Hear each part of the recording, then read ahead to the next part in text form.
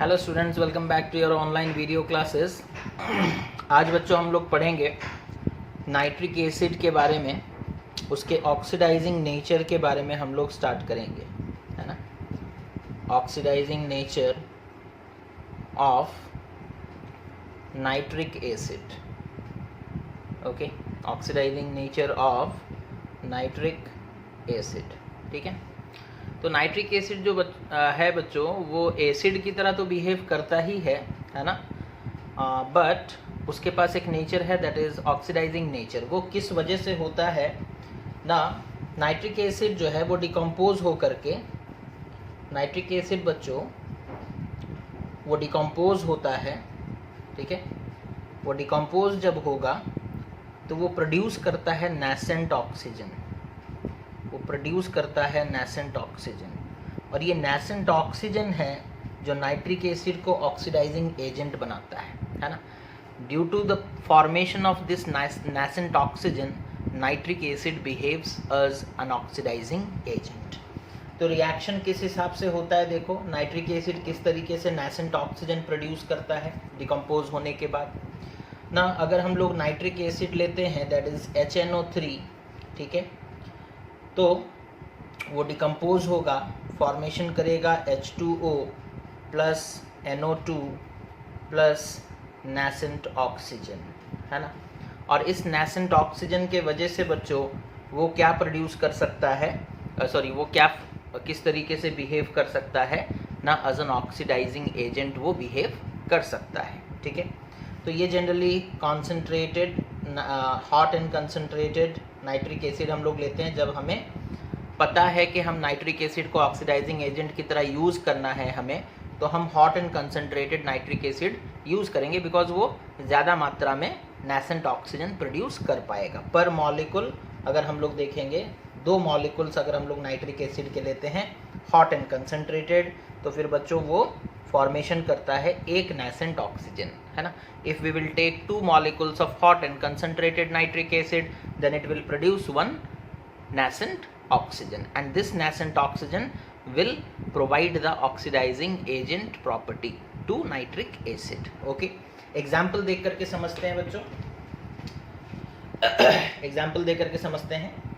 अब ये जो नेसेंट ऑक्सीजन है ना, ये जो नेसेंट ऑक्सीजन प्रोड्यूस हुआ बच्चों, it is capable of oxidizing, it is capable of oxidizing metals, non metals, okay, metals हो गए, नॉन मेटल्स हो गए, okay, inorganic and organic substances, inorganic and organic substances, ठीक है। तो मेटल हो, नॉन मेटल हो, ऑर्गेनिक सब्सटेंस हो, इनऑर्गेनिक सब्सटेंस हो, सबको ये ऑक्सीडाइज कर सकता है, सबको ये ऑक्सीडाइज कर सकता है।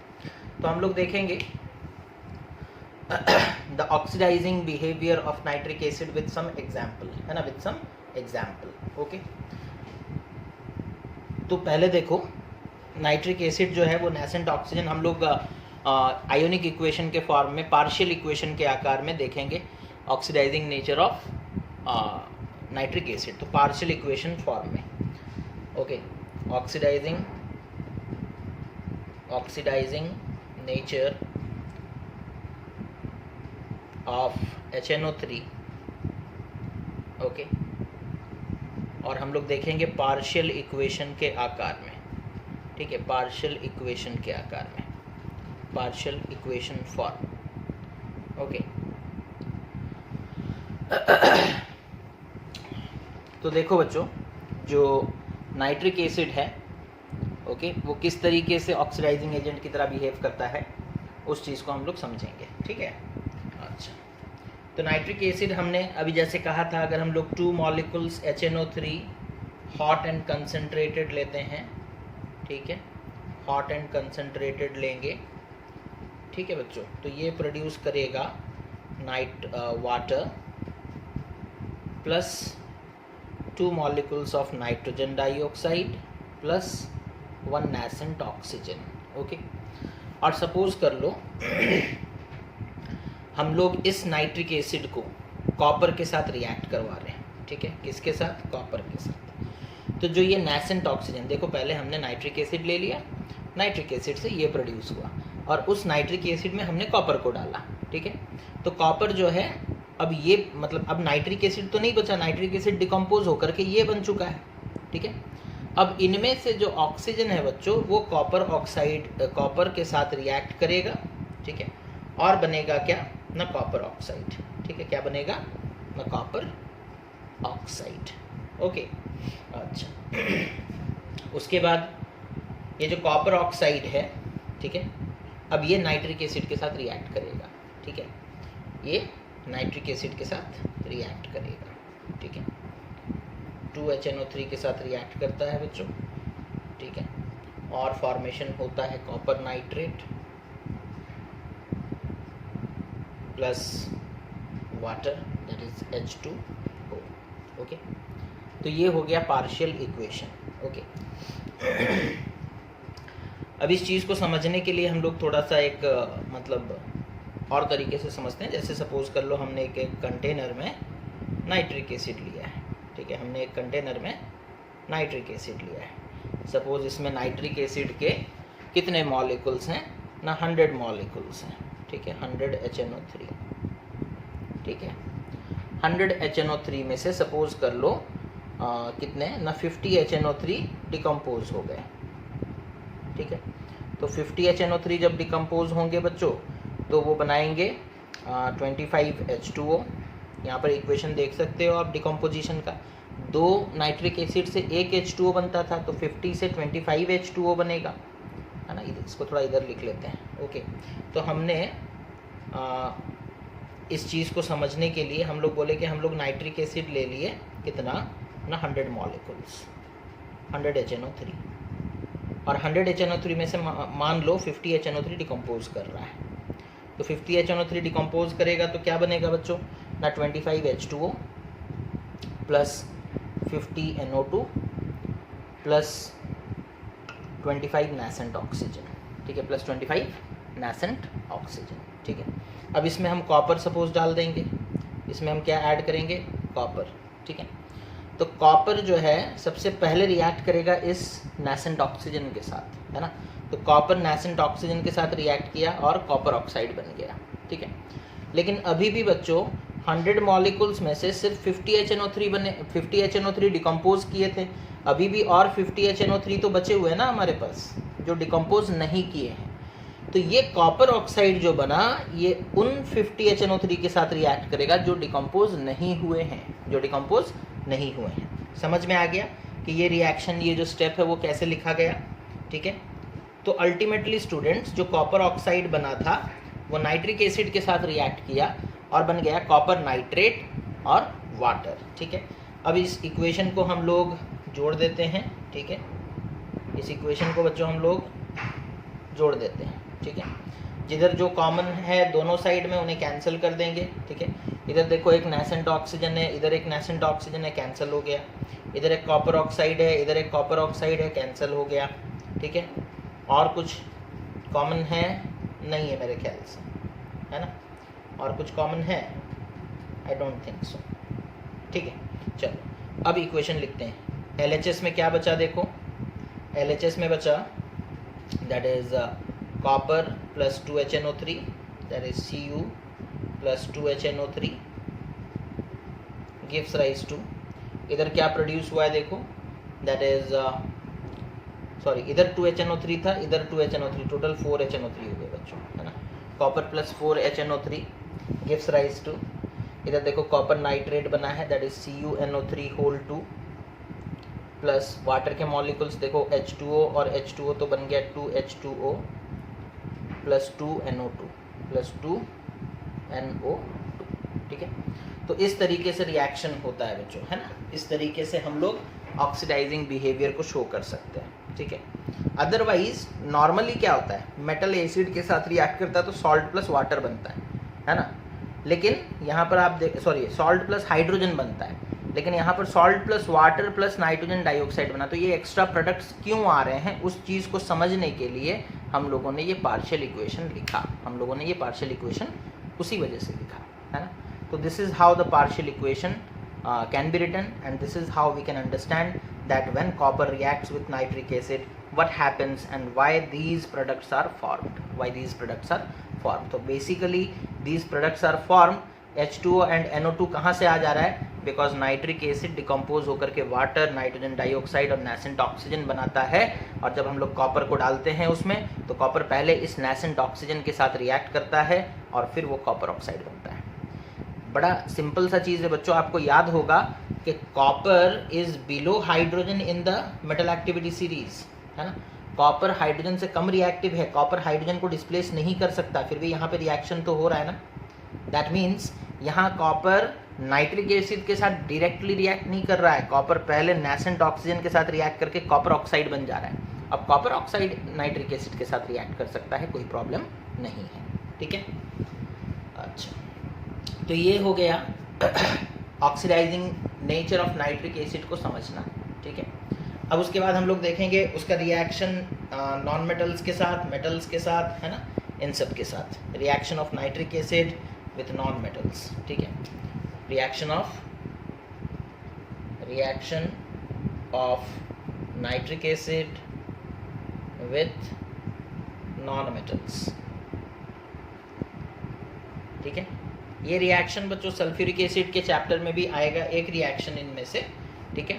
देखो पहला रिएक्शन है कि कार्बन जब रिएक्ट करता है नाइट्रिक एसिड के साथ, HNO3 के साथ, तो ऑक्सीडेशन होगा और वो बन जाएगा carbon dioxide plus water plus nitrogen dioxide gas formation होगा, ठीक है। अच्छा, बैलेंस करोगे इक्वेशन को तो ये बैलेंस होता है बच्चों 4HNO3 2H2O एंड 4NO2 में, ठीक है। तो इसे आपको बैलेंस करना तो आप जानते ही हो कैसे करना है बैलेंस। इसी तरीके से बच्चों जब सल्फर रिएक्ट करता है HNO3 के साथ, ठीक है, ये रिएक्शन थोड़ा इम्पॉर्टेंट है, हमने कहा था सल्फ्यूरिक एसिड चैप्टर में भी ये रिएक्शन आता है ना। तो सल्फर जब रिएक्ट करता है बच्चों HNO3 के साथ, तो ये बनता है sulphuric acid, that is H2SO4, ठीक है, plus water plus nitrogen dioxide, okay, plus nitrogen dioxide. Equation को बैलेंस करोगे, ये 6HNO3 में बैलेंस होता है, और यहाँ पर वाटर कितना बनेगा बच्चों, दैट इज 2H2O, और ये बनेगा 6NO2, ओके। तो इस तरीके से इक्वेशन बैलेंस होगा। सिमिलरली स्टूडेंट्स, जब हमारा फास्फोरस रिएक्ट करता है HNO3 के साथ, ठीक है, तो प्रोडक्ट आता है phosphoric acid, that is H3PO4 plus water plus nitrogen dioxide. Equation को बैलेंस कर लोगे, ये 5 में बैलेंस होता है, ठीक है, आप खुद से भी बैलेंस कर सकते हो, है ना। तो H3PO4 बनेगा प्लस H2O बनेगा प्लस 5NO2 फॉर्मेशन होगा, है ना। सो this is how nitric acid reacts with non metals and form what, acids, है ना। सल्फर के साथ सल्फ्यूरिक एसिड, फॉस्फोरस के साथ फॉस्फोरिक एसिड, और कार्बन डाइऑक्साइड के साथ रिएक्ट किया, सॉरी कार्बन के साथ रिएक्ट किया तो कार्बन डाइऑक्साइड बना। बट अगर आप गौर से देखोगे कार्बन डाइऑक्साइड और वाटर बाद में मिल करके कार्बोनिक एसिड बन जाएंगे। क्या बन जाएंगे? Carbonic acid. कार्बन डाइऑक्साइड और वाटर मिल करके क्या बनेंगे? H2CO3, है ना, दैट इज कार्बोनिक एसिड। तो कार्बन के साथ कार्बोनिक एसिड, हालांकि हम लोग लिखते वक्त ऐसे लिखते हैं, कार्बन के साथ कार्बोनिक एसिड, सल्फर के साथ सल्फ्यूरिक एसिड, फॉस्फोरस के साथ फॉस्फोरिक एसिड, ओके। साथ में water plus nitrogen dioxide product में आएंगे, ठीक है। अच्छा, उसके बाद reaction of HNO3 with metals, ये तो नॉन मेटल्स हो गए, है ना। अच्छा, reaction of HNO3 with metals, metals के साथ ये टिपिकल रिएक्शन नहीं शो करता, है ना। मेटल्स के साथ ये टिपिकल रिएक्शन नहीं शो करता, यानी कि it does not react with metals to form salt plus hydrogen gas, okay. Nitric acid does not react with metals to form salt plus hydrogen gas, okay. ये reaction नहीं होता। That means nitric acid अपना typical acid वाला behaviour show नहीं करता। Nitric acid does not show the typical behavior of an acid when it reacts with metal, when it reacts with metal। और ऐसा क्यों है आपको पता है, ऑक्सीडाइजिंग नेचर के वजह से, है ना। हाइड्रोजन तो बनेगा लेकिन उस हाइड्रोजन को बाद में वो वाटर में कन्वर्ट कर देगा, है ना। तो हम लोगों को टिपिकल जो फॉर्मेट होता है रिएक्शन का, आप सल्फ्यूरिक एसिड ले लो, आप डाइल्यूट हाइड्रोक्लोरिक एसिड ले लो, मेटल जब रिएक्ट करता है उनके साथ तो सॉल्ट प्लस हाइड्रोजन गैस बनता है, लेकिन नाइट्रिक एसिड उस फॉर्मेट में रिएक्ट ही नहीं करता because of its oxidizing nature. But हाँ, एक्सेप्शन है, ठीक है। And what is the exception? Exception ये है बच्चों कि अगर हम लोग वेरी डाइल्यूट नाइट्रिक एसिड लेंगे, वेरी डाइल्यूट HNO3 लेंगे, ठीक है, कंसंट्रेशन लगभग 1%, okay, very dilute nitric acid लेंगे, तो ये वेरी डाइल्यूट नाइट्रिक एसिड जो है ना, ये मैग्नीशियम और मैंगनीज के साथ रिएक्ट करता है और हाइड्रोजन गैस फॉर्मेशन करता है, ठीक है। मैग्नीशियम एंड मैंगनीज के साथ रिएक्ट करता है बच्चों, और साथ में magnesium nitrate plus hydrogen gas formation करता है। ये manganese nitrate plus hydrogen gas formation करता है, ठीक है। तो ये रिएक्शन होता है, इसे बैलेंस कर लोगे, 2HNO3 में बैलेंस हो जाएगा दोनों रिएक्शन, ठीक है, और ये प्रोडक्ट फॉर्मेशन होंगे। तो ये रिएक्शन सिर्फ मैग्नीशियम एंड मैंगनीज शो करता है, ये टिपिकल रिएक्शन है जहां हाइड्रोजन फॉर्मेशन हो रहा, अदरवाइज नाइट्रिक एसिड मेटल के साथ रिएक्ट करेगा तो हाइड्रोजन फॉर्मेशन नहीं होगा। तो ये एक्सेप्शन के आकार में याद रखोगे, और वो भी कब न, जब हमारा नाइट्रिक एसिड वेरी डाइल्यूट हो, जब हमारा नाइट्रिक एसिड वेरी डाइल्यूट हो, ठीक है। तो ये सब हो रहा है बच्चों बिकॉज ऑफ द ऑक्सीडाइजिंग, ये प्रॉब्लम्स हो रहे हैं, है ना। ये प्रॉब्लम्स क्यों, ये जो पैटर्न, जनरल पैटर्न है वो फॉलो नहीं हो रहा है। क्यों नहीं हो रहा है? Because of the oxidizing nature of nitric acid which is getting dominant over the acidic character, है ना। तो नाइट्रिक एसिड एसिड वाला कैरेक्टर तो है उसके पास, लेकिन मोस्ट ऑफ द टाइम उसका ऑक्सीडाइजिंग बिहेवियर जो है वो डोमिनेट कर जाता है, जिसके वजह से वो अपना जनरल एसिड वाला बिहेवियर शो नहीं कर पाता, ठीक है। इसी के बाद बच्चों हम लोग देखेंगे reaction of dilute nitric acid, okay, with क्या बोलते हैं उसे, मेटल्स, ओके, सम मेटल्स हम लोग रिएक्शन देखेंगे। रिएक्शन ऑफ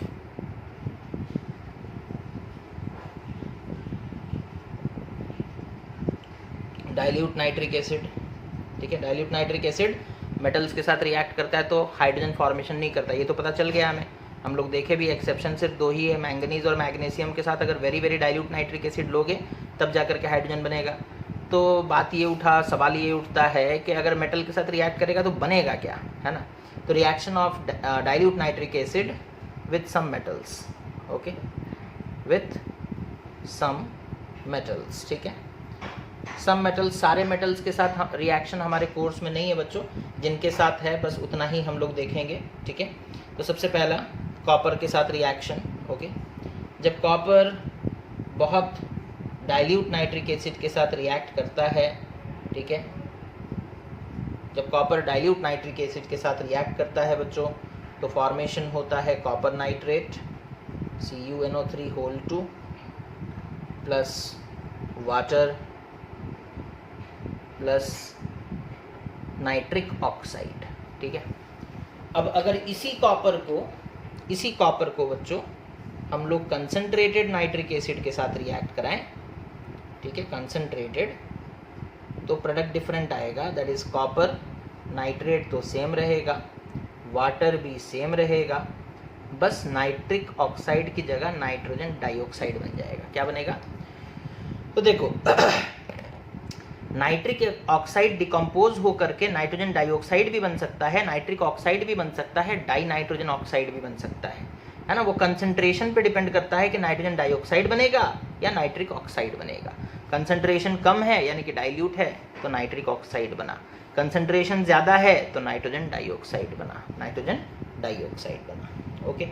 तो इस तरीके से बच्चों डिफरेंशिएट कर पा रहे हो, इक्वेशन को बैलेंस करोगे। डाइल्यूट वाले केस में इक्वेशन बैलेंस होगा बच्चों, that is 3Cu plus 8HNO3 gives rise to 3CuNO3 whole 2 plus 4H2O plus 2NO, ठीक है। इस तरीके से इक्वेशन बैलेंस होगा। और यहाँ पर देखो कंसंट्रेटेड के केस में that is copper plus 4HNO3 gives rise to copper nitrate plus H2O plus 4NO2, ठीक है। दैट इज 2H2O होगा शायद, 4H है, हाँ 2H2O, ठीक है। तो इस तरीके से इक्वेशन बैलेंस होगा। आप देख सकते हो दोनों के बीच में डिफरेंस, डाइल्यूट लेने से क्या प्रोडक्ट आ रहा है, सिर्फ ये लास्ट प्रोडक्ट में डिफरेंस है ना, nitric oxide and nitrogen dioxide, otherwise the products are same. Similarly बच्चों अगर हम लोग क्या करते हैं, जिंक लेते हैं और उसे डाइल्यूट नाइट्रिक एसिड के साथ रिएक्ट कराते हैं, ठीक है। जिंक लेते हैं और उसे डाइल्यूट नाइट्रिक एसिड के साथ रिएक्ट करवाएंगे तो जिंक नाइट्रेट बनेगा ZnNO3 whole 2 plus water that is H2O plus nitric oxide. Dilute होगा तो नाइट्रिक ऑक्साइड, डाइल्यूट होगा तो नाइट्रिक ऑक्साइड। और अगर उसी जिंक को हम लोग क्या करते हैं ना, कंसंट्रेटेड नाइट्रिक एसिड के साथ रिएक्ट कराएंगे, कंसंट्रेटेड नाइट्रिक एसिड के साथ, तो फॉर्मेशन क्या होगा ना, zinc nitrate plus water plus nitrogen dioxide, ठीक है। तो आपको समझ में आ गया होगा डाइल्यूट के साथ मेटल को रिएक्ट कराने से प्रोडक्ट क्या आने वाला है ना, metal nitrate plus water plus nitric oxide. और अगर कंसंट्रेटेड नाइट्रिक एसिड के साथ रिएक्ट कराओगे तो प्रोडक्ट क्या आएगा ना, metal nitrate plus water plus nitrogen dioxide. तो डाइल्यूट के साथ metal nitrate plus water plus nitric oxide, concentrated के साथ metal nitrate plus water plus nitrogen dioxide, है ना। इक्वेशन को बैलेंस कर सकते हो, that is 3Zn plus 8HNO3 gives rise to 3ZnNO3 whole 2 plus 4H2O plus 2NO। इसको equation को बैलेंस करोगे तो ये 4 में बैलेंस हो जाएगा, ठीक है, that is 2H2O plus 4NO2, ठीक है। तो ये है बच्चों मेटल का reaction with concentrated and dilute nitric acid. Concentrated के केस में क्या प्रोडक्ट आ रहा है और डाइल्यूट के केस में क्या प्रोडक्ट आ रहा है वो आप लोग देख करके जान सकते हैं, है ना। अच्छा, अब इसी जगह पर बच्चों अगर हमसे आयरन का रिएक्शन पूछा जाए तो हम लिख सकते हैं, है ना, ठीक है।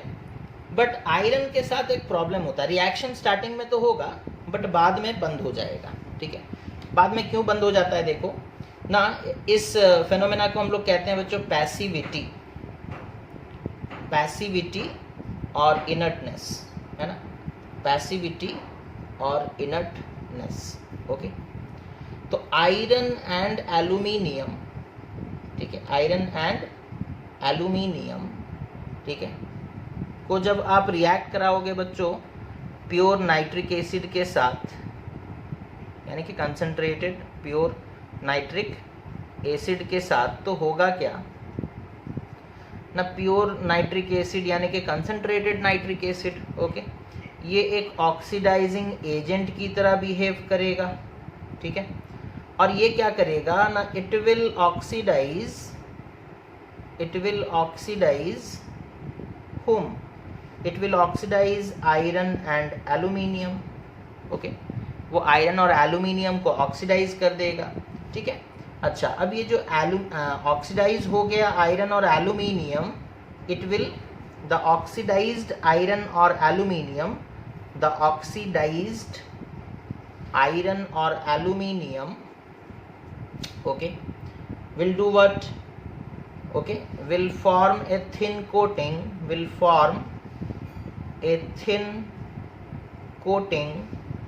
over the metal, ठीक है, over the metal, ठीक है। एंड तो क्या होगा बच्चों, फिर से देखो, आयरन एंड एल्यूमिनियम को हमने प्योर नाइट्रिक एसिड के साथ रिएक्ट कराया, वो एक ऑक्सीडाइजिंग एजेंट की तरह बिहेव किया। ऑक्सीडाइजिंग एजेंट की तरह बिहेव करने की वजह से वो क्या करेगा ना, आयरन और एल्यूमिनियम को ऑक्सीडाइज कर देगा। अब ये जो ऑक्सीडाइज्ड एल्यूमिनियम और आयरन है, उसका जैसे सपोज कर लो ये एक आयरन का टुकड़ा, इसके ऊपर आयरन ऑक्साइड का एक लेयर फॉर्मेशन हो गया, अंदर में आयरन रह गया।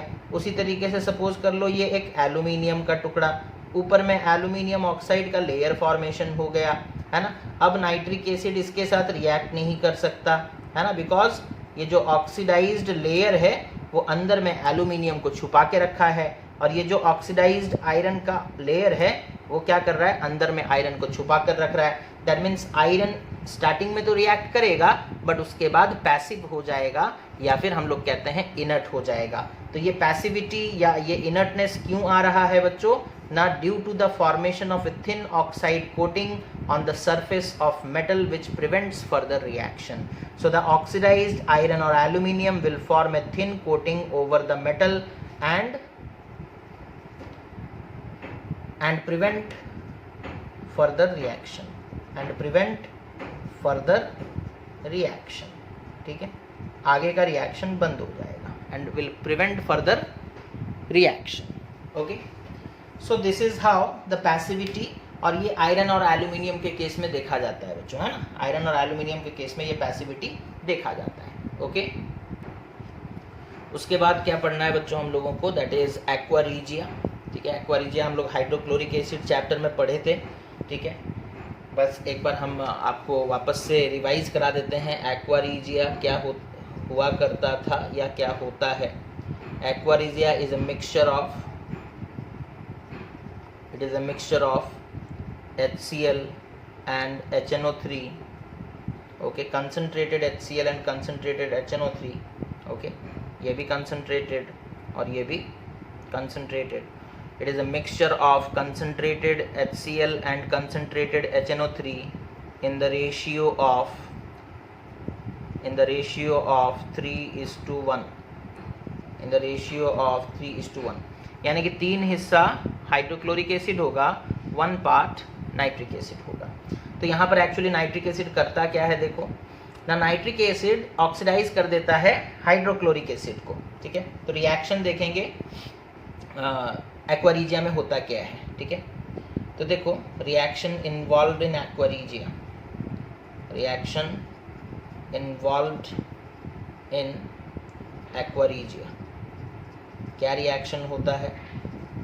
ठीक है, तो यहाँ देखो बच्चों, पहले तो जो मिक्सचर तुम लिए हो नाइट्रिक एसिड और HNO3 का, उनके बीच में रिएक्शन होगा। ठीक है, HNO3 प्लस 3HCl, ठीक है, रेशियो हाइड्रोक्लोरिक एसिड 3 भाग रहेगा और नाइट्रिक एसिड 1 पार्ट। ठीक है, तो ये कंसनट्रेटेड है, ऑब्वियसली ये भी कंसनट्रेटेड है। ठीक है, इन दोनों के बीच में रिएक्शन होगा बच्चों, और प्रोडक्ट में क्या आएगा देखो, that is 2H2O plus nitrosyl chloride, that is NOCl, है ना, NOCl प्लस इंपॉर्टेंट चीज that is 2 nascent chlorine. Okay, तो देखो क्लोरीन और हाइड्रोजन दोनों साथ में थे, क्लोरीन और हाइड्रोजन दोनों साथ में थे, लेकिन यहाँ देखो nascent क्लोरीन भी बना, दैट मीन्स क्लोरीन से हाइड्रोजन रिमूव हुआ, and removal of hydrogen is oxidation और नॉट। तो यहाँ किसके वजह से ऑक्सीडेशन हुआ, नाइट्रिक एसिड के साथ रिएक्ट करने के वजह से ऑक्सीडेशन हुआ। समझ में आ रहा है बात, रिएक्टेंट में देखो हाइड्रोजन और क्लोरीन साथ में है, प्रोडक्ट में देखो यहाँ तो क्लोरीन नाइट्रोजन और ऑक्सीजन के साथ में है, लेकिन क्लोरीन अकेला भी है, यानी कि क्लोरीन से हाइड्रोजन को रिमूव कर दिया गया है, because on the reactant side chlorine was along with hydrogen, but in the product side chlorine is not with hydrogen, that means hydrogen has been removed. Removal of hydrogen is known as oxidation, and it is brought about by whom? It is brought about by the nitric acid. Okay, अच्छा, तो यहाँ पर oxidation हुआ।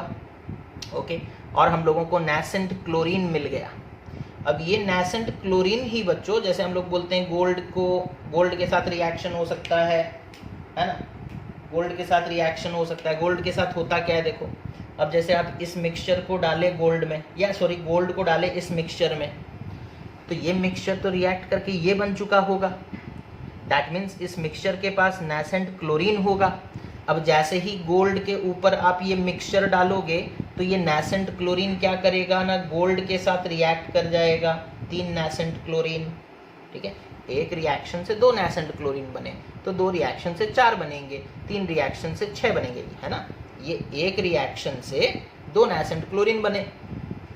अब जरूरी थोड़ी हम 1 molecule HNO3 और 3 मॉलिक्यूल HCl ही लेंगे, हम सपोज 1000 मॉलिक्यूल HNO3 और 3000 मॉलिक्यूल्स HCl लिए, तो नेसेंट क्लोरीन भी तो बहुत सारे बनेंगे, है ना। उनमें से 3 नेसेंट क्लोरीन एक गोल्ड के एटम के साथ मिल जाएगा और वो बन जाएगा Aurum chloride, that is AuCl3। और याद रखोगे बच्चों, ये जो AuCl3 है ये सॉल्युबल है, ठीक है, गोल्ड को वो सॉल्युबल बना दिया। उसी तरीके से प्लैटिनम के साथ अगर रिएक्शन होगा तो प्लैटिनम के साथ 4 क्लोरीन लगेंगे बच्चों, प्लैटिनम का वैलेंसी 4 है ना, तो 4 क्लोरीन नेसेंट क्लोरीन लगेंगे और वो बन जाएगा PtCl4, that is platinum tetrachloride, है ना, और ये भी सॉल्युबल है, ये भी सॉल्युबल है, ठीक है। तो इस तरीके से बच्चों क्या कहते हैं उसे ना, एक्वा रिजिया काम करता है। एक्वा रिजिया के 2 कंपोनेंट हैं, पहले उनके बीच में रिएक्शन होता है और उनके रिएक्शन से नेसेंट क्लोरीन बना। अब इस मिक्सचर को आप जिसके ऊपर डालोगे तो नेसेंट क्लोरीन भी वहाँ पर जाएगा और उसके साथ रिएक्ट करके सॉल्युबल सॉल्ट फॉर्मेशन कर सकता है। यानी कि जैसे गोल्ड का एक, सपोज कर लो ये गोल्ड है, हमने इसके ऊपर एक्वा रिजिया डाला तो नेसेंट क्लोरीन के साथ अपर सरफेस में जो गोल्ड के एटम्स होंगे उनका रिएक्शन होगा और वो डिसॉल्व हो जाएंगे, निकल के चले आएंगे, सॉल्युबल क्लोराइड बन जाएंगे, ठीक है। सो this is how the aqua regia works. उसके बाद बच्चों हम लोग पढ़ेंगे, दैट इज नाइट्रिक एसिड का ऑक्सीडाइजिंग नेचर के बारे में ही पढ़ेंगे, but on inorganic compounds, okay, inorganic compounds के साथ रिएक्शन, ठीक है, इनऑर्गेनिक कंपाउंड्स के साथ रिएक्शन, ठीक है, inorganic compounds with nitric acid, ठीक है, नाइट्रिक एसिड के साथ उनका रिएक्शन कैसा है, हम लोग पढ़ रहे हैं oxidizing nature of nitric acid, okay. तो देखो जैसे हमारे सिलेबस में जो रिएक्शंस हैं हम लोग बस उसी के बारे में डिस्कशन करेंगे बच्चों, ठीक है। तो हमारा सिलेबस में पहला रिएक्शन है कि सल्फर डाइऑक्साइड किस तरीके से रिएक्ट करेगा, किसके साथ ना, नाइट्रिक एसिड के साथ, okay, in presence of water, in presence of water, ठीक है। सल्फर डाइऑक्साइड, अगर आपको सिर्फ बोलेगा सल्फर डाइऑक्साइड नाइट्रिक एसिड के साथ रिएक्ट करेगा तो क्या होगा, बट आपको ये चीज़ ध्यान में रखना है कि ये reaction in presence of water होगा, ये reaction in presence of water होगा। तो ये रिएक्टेंट्स हो गए बच्चों, और प्रोडक्ट में हमें क्या मिलेगा, ये देखो, अगर तुम इसे गौर से देखोगे तो it is nothing but H2SO3, that is sulphurous acid, है ना, SO2 plus H2O, that is H2SO3, sulphurous acid. और ये क्या है, ऑक्सीडाइजिंग एजेंट, ऑक्सीजन प्रोवाइड कर सकता है, तो एक ऑक्सीजन मिलेगा, ये एक नेसेंट ऑक्सीजन प्रोड्यूस करता है या नहीं करता है, तो ये एक नेसेंट ऑक्सीजन दे देगा तो O3 से O4 हो जाएगा, यानी कि सल्फ्यूरिक एसिड बन जाएगा, H2SO4 plus nitric oxide, plus nitric oxide, ठीक है। बैलेंस करोगे इक्वेशन को तो यहाँ 3SO2 लेना पड़ेगा, यहाँ 2H2O लेना पड़ेगा, और यहाँ पर 2HNO3 लेना पड़ेगा, और यहाँ 3H2SO4 फॉर्मेशन होगा, ठीक है। सो this is how sulphur dioxide, this is how sulfur dioxide reacts with nitric acid in presence of water। तो sulphur dioxide plus water is what, sulphurous acid. ये क्या है, ऑक्सीडाइजिंग एजेंट, ये नेसेंट ऑक्सीजन प्रोवाइड कर सकता है तो मिल दे देगा, ठीक है। देने के बाद SO3 से एक और ऑक्सीजन आ गया तो H2SO4 बन जाएगा, ठीक है। सो this is how sulphur dioxide reacts with nitric acid in presence of water. उसके बाद हाइड्रोजन सल्फाइड का रिएक्शन देखो बच्चों, H2S, ये जब रिएक्ट करेगा HNO3 के साथ तो क्या होगा, ये बनेगा sulphur plus water plus nitric oxide, ठीक है। इक्वेशन बैलेंस करोगे, 2HNO3, यहाँ पर 3H2S और यहाँ पर 3S, ओके, इक्वेशन बैलेंस्ड। देखो अभी यहाँ पर नाइट्रिक एसिड क्या ऑक्सीडाइजिंग एजेंट की तरह बिहेव किया, ऑब्वियसली, बिकॉज सल्फर के साथ हाइड्रोजन था, यहाँ सल्फर अकेला है, मतलब हाइड्रोजन रिमूव हुआ, removal of hydrogen is oxidation, that means sulphur और हाइड्रोजन साथ में थे, हाइड्रोजन रिमूव हो गया तो सल्फर अकेला है, मतलब ऑक्सीडाइज हो गया, किसने किया, नाइट्रिक एसिड ने किया, किसने किया, नाइट्रिक एसिड ने किया। तो यहाँ पर नाइट्रिक एसिड कैसे बिहेव कर रहा है ना, ऑक्सीडाइजिंग एजेंट की तरह बिहेव कर रहा है, ठीक है। और याद रखोगे यहाँ पर हम लोग डाइल्यूट ही ले रहे हैं, ठीक है, कंसंट्रेटेड नहीं ले रहे, डाइल्यूट ही ले रहे हैं, और डाइल्यूट नाइट्रिक एसिड, हम क्या बोले थे, नाइट्रिक एसिड के पास दोनों बिहेवियर है, एसिड वाला भी और ऑक्सीडाइजिंग एजेंट वाला भी, ठीक है। अब वो किस समय किस तरीके से किसके साथ रिएक्ट करेगा वो डिपेंड करता है कंसंट्रेशन पर, ठीक है। जितना कंसंट्रेशन बढ़ाओगे उसका ऑक्सीडाइजिंग नेचर बढ़ेगा, ठीक है। अच्छा, इसी तरीके से बच्चों अगर हम लोग आयरन सल्फेट के साथ रिएक्शन कराते हैं, ठीक है, एसिडिफाइड आयरन सल्फेट के साथ क्या रिएक्शन होता है, देखो दैट इज FeSO4 एसिडिफाइड, मतलब उसके साथ और हम लोग लेंगे किसे, H2SO4 को, ठीक है। This is acidified iron sulphate, okay. Reaction होगा किसके साथ, HNO3 के साथ, ठीक है। रिएक्शन होगा किसके साथ, this is acidified iron sulphate, जैसे एसिडिफाइड वाटर होता है उसी तरीके से एसिडिफाइड आयरन सल्फेट, इन दोनों के बीच में रिएक्शन होगा बच्चों, आयरन सल्फेट जो है वो बन जाएगा, देखो Fe2SO4 प्लस 4H2O, ठीक है। हम डायरेक्ट लिख दे रहे balanced equation plus 2NO, okay. और इधर भी बैलेंस कर लेते हैं, this is 6FeSO4 plus 3H2SO4 plus 2HNO3, ठीक है। अब यहाँ पर क्या हुआ सर, इधर भी सल्फेट आयरन सल्फेट था, इधर भी आयरन सल्फेट है, लेकिन यहाँ आयरन 2 सल्फेट था, यहाँ आयरन 3 सल्फेट है, मतलब यहाँ आयरन Fe2 प्लस के आकार में प्रेजेंट था, यहाँ पर आयरन Fe3 प्लस के आकार में प्रेजेंट है।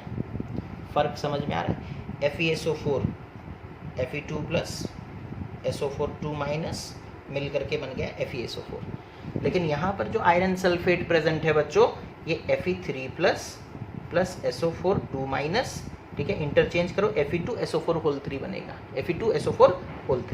तो यहाँ पर क्या हुआ, जब हम लोग देखे रिएक्शन जब यहाँ से यहाँ पहुँचा तो आयरन एक इलेक्ट्रॉन लूज कर दिया and loss of electron is oxidation, है ना।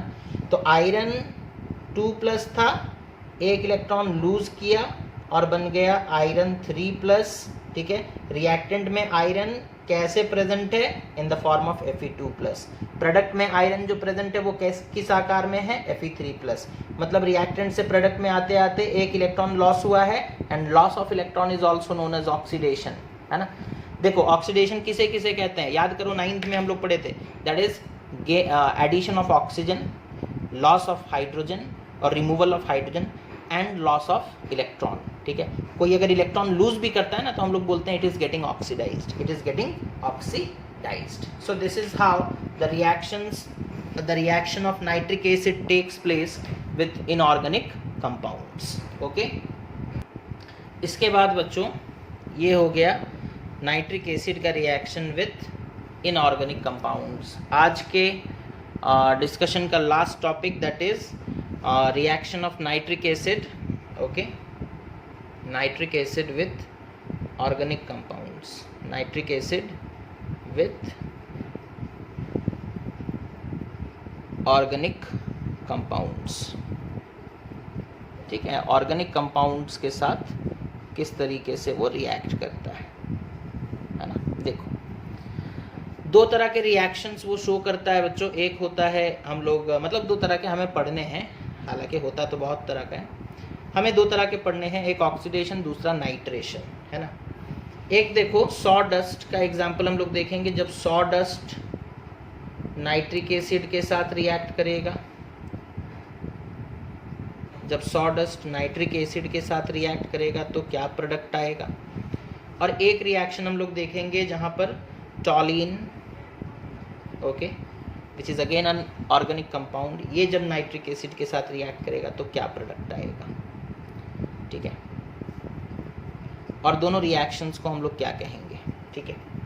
सॉ डस्ट का जो जनरल इक्वेशन है बच्चों, है ना, वो क्या है ना, that is C6H10O5 whole N।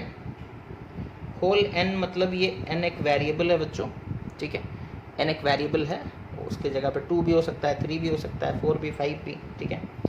अच्छा, इसके साथ हम लोग नाइट्रिक एसिड लिए, that is HNO3, okay, hot and concentrated, okay. Reaction होगा, कार्बन डाइऑक्साइड बनेगा प्लस वाटर बनेगा प्लस नाइट्रोजन डाइऑक्साइड बनेगा, ठीक है, ये प्रोडक्ट्स आएंगे, ठीक है। अब इसे तुम्हें बैलेंस करने का ज़रूरत नहीं है, बिकॉज यहाँ पे एक वेरिएबल है, तो हम लोग बैलेंस नहीं करेंगे कि कितना कार्बन डाइऑक्साइड बना, कितना वाटर बना, कितना नाइट्रोजन बना, उसका कोई फिक्स वैल्यू नहीं है, तो हम लोग बैलेंस नहीं करेंगे, ठीक है। बट यहाँ पर देखो, इस रिएक्शन को हम लोग क्या कहते हैं, ऑक्सीडेशन। इस रिएक्शन को हम लोग क्या कहते हैं, ऑक्सीडेशन, ठीक है। क्योंकि यहाँ पर नाइट्रोजन डाइऑक्साइड प्रोड्यूस हुआ है ना, यहाँ पर नाइट्रोजन डाइऑक्साइड प्रोड्यूस हुआ है। और नाइट्रोजन डाइऑक्साइड बच्चों कब प्रोड्यूस होता है ना, जब नाइट्रिक एसिड डिकम्पोज करता है, यानी कि जब वो अपना ऑक्सीडाइजिंग बिहेवियर शो करता है, तब नाइट्रोजन डाइऑक्साइड प्रोड्यूस होता है।